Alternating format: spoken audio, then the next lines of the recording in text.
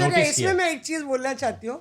मुझे एक मैसेज आया मतलब किसी नेता का ही, और उन्होंने एक वीडियो भेजा। मुझे लगा क्रिकेट की फील्ड का वीडियो क्यों भेजा है, तो बोले अरे आपके पॉडकास्ट में बैठते हैं ना माननीय जी, जो दूर से लिपसिंग से लिप मूवमेंट से पता लगाते लेते कि कौन क्या कह रहा है। उनसे पूछिए ना कि ये जो क्रिकेटर है वो उन मैडम को क्या बोल रहा है।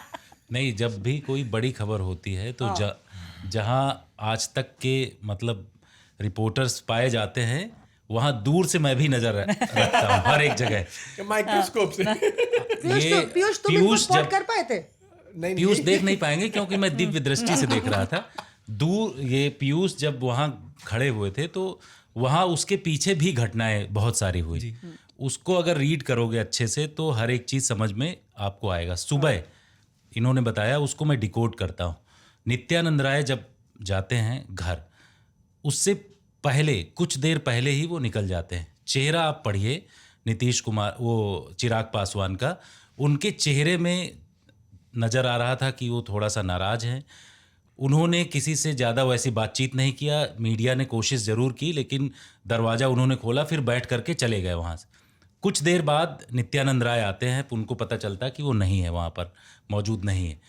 माता जी से बात करते हैं। नित्यानंद राय 1-1.5 घंटे बाद चले जाते हैं, जैसा कि आपने बताया। लेकिन उसके पीछे क्या हुआ, एक सोर्स है हमारा अंदर भी घर के, उन्होंने बताया उन्होंने बताया कि चिराग पासवान को बाकायदे फोन गया। फोन माँ का जब फोन जाता है तो आदमी कहीं भी रहे वो ठीक हो जाता है। बताया उन्होंने, माता जी और बीवी का डर जो है सब में रहता है। एकदम बहुत भयंकर, रहना भी चाहिए। बीवी का तो स्नैप जोड़ा है। एक मिनट, उसमें करेक्शन है। माता जी का तो मान रहता है, सम्मान, बीवी का डर तुमको सताता है। तो फोन जाता है। फोन जाने के बाद चिराग पासवान जब दोपहर की आप जो बात बता रहे हो वहां पर आते हैं, उनके चेहरे पर और उनके हाव भाव में जमीन आसमान का अंतर, तब्दीलियां भी नजर आती हैं। अंदर एंट्री कर रहे होते हैं और वो बोलते हैं कि भाई सबको चाय नाश्ता कराइए। उससे पहले मिला था चाय नाश्ता, ये ऑडियो है बाकायदे।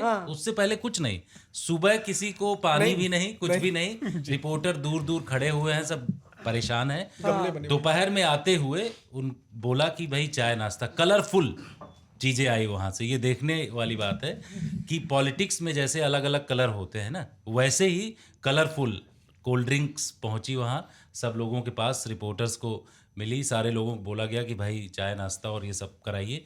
ये बताता है किस तरीके से कि उनके हाव भाव में कैसे तब्दीली आई।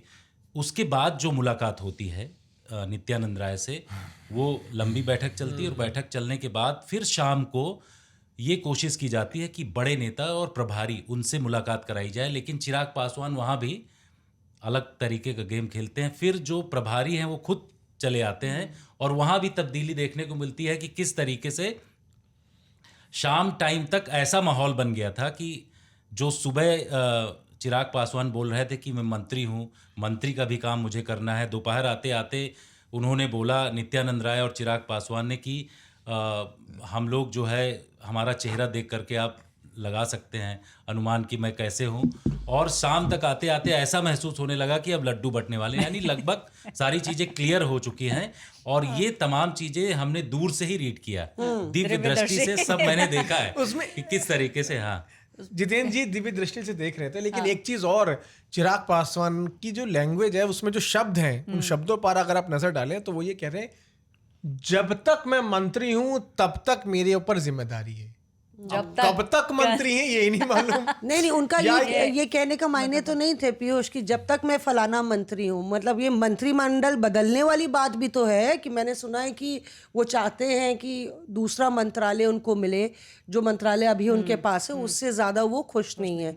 मैंने एक नेता से बात की तो बता रहे थे कि मतलब ज़्यादा उनको काम उनके मंत्रालय में, उनके फादर का ही मंत्रालय उनको मिला है और ज़्यादा उसमें कुछ काम नहीं है। तो वो चाहते हैं कि उनका दिल्ली में जो रुतबा है वो भी बरकरार रहे। एक तरफ वो कहते हैं कि मैं बिहार की सियासत करना चाहते हैं, पर अगर आप डिकोड करें चिराग की अभी तक की सियासत को तो कहीं ना कहीं वो चाहते हैं कि दिल्ली में जो उनका एक तरीके से इन्फ्लुएंस है उनकी मिनिस्ट्री पे वो हो और अच्छा एक अच्छा पोर्टफोलियो उनको मिले। तो उसकी भी कहीं ना कहीं ये दरकार नजर इसकी आती एक कहानी मैं आपको बताता हूँ, बहुत इंटरेस्टिंग है। चिराग पासवान जब सांसद चुन के आए तो उनको घर मिला नॉर्थ एवेन्यू रोड पर। अच्छा। ड्यूप्लेक्स है, अच्छा घर है। लेकिन जब वो मंत्री बने और जब मंत्री बन जाते हैं तो आपको एक आलीशान बड़ा बंगला मिलता है, बड़ी कोठी मिलती है। चिराग पासवान को इस कोठी मिली, उनको जो कोठी मिली है, इस बात को 1 साल से ज्यादा हो चुका है। लेकिन चिराग पासवान ने सुनहरी बाग रोड पर जो उनको बड़ा बंगला मिला है वहां पर वो शिफ्ट नहीं हुए।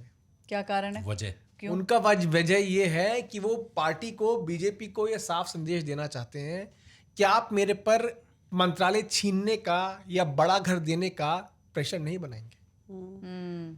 मैं हूं, मेरे को जितनी सीटें चाहिए मैं उतने पे चुनाव लड़ूंगा। प्रेशर टैक्टिक में ये सब चीजें काम आती हैं। आप अगर कह रहे हैं कि आप मेरे को इतनी सीटें नहीं देंगे और आप मेरे को गठबंधन से बाहर करना चाहते हैं, आप कर दीजिए। कैबिनेट मेरे से आप मंत्रालय छीनना चाहते हैं, आप छीन लीजिए। घर छीनना चाहते हैं, मैं घर में जाऊंगा ही नहीं। छीनेंगे क्या? क्या छीनेंगे क्या? वो उस घर में शिफ्ट ही नहीं हुए। अरे और भाई, सोचिए कि वो सोचिए कि उस घर को मिले हुए उनको 1 साल से ज्यादा हो गया। एक कार्यक्रम किया था उन्होंने उस घर के अंदर, उस कार्यक्रम में हम शामिल हुए थे। तब हमें पता चला था कि घर उनके नाम अलॉट हो चुका है, लेकिन उस घर में वो अभी तक शिफ्ट नहीं हुए। और माता जी के साथ वो आज भी उसी नॉर्थ एवेन्यू रोड पर जो घर है, छोटा घर है, वहीं पर। वहीं रहते हैं। Reporters of